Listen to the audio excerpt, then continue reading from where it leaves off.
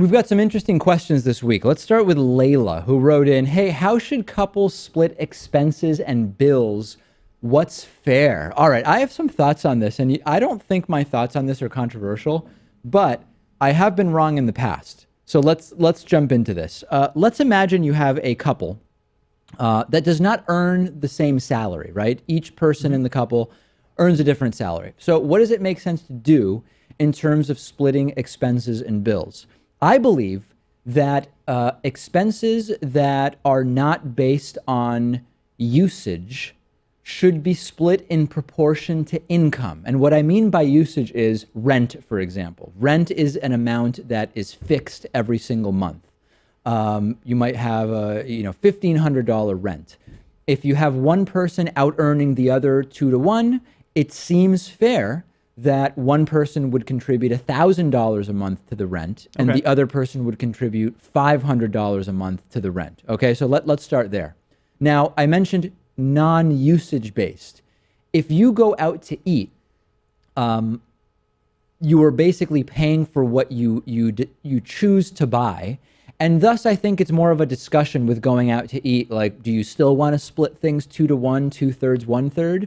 Or do we say, hey, since we're going out and sort of choosing what it is we want to order and choosing how expensive the restaurant is, maybe you say, well, when we go out to eat, we split it evenly, or maybe not. I have less of a strong opinion on that. Another example would be, I don't know, the electrical bill or something like that. The electrical bill is based on usage, so maybe you say, well, we'll split that evenly as opposed to in proportion to our income.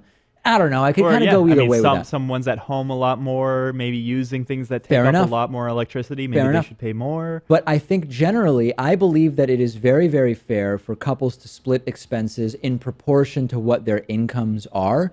And in addition to this, I want to go a step further.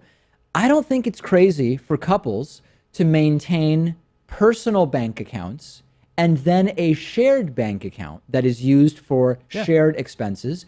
You don't have to contribute to the shared bank account equally. You might determine your monthly expenses are $2,000, so you are each going to contribute a different amount. Maybe it's one person contributes $1,200 towards the $2,000 in monthly spending, and the other person contributes $800 towards the monthly spending. I have friends in two situations when it comes to couple spending.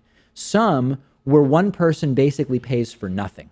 Right. And typically in modern Western American society, when that's the case, you've got a man that is earning more in a heterosexual relationship with a woman who is earning less in the friends that I know. And you sometimes have situations where the woman who sometimes is my friend will say, yeah, my significant other pays for everything. I kind of feel bad. I don't really pay for anything.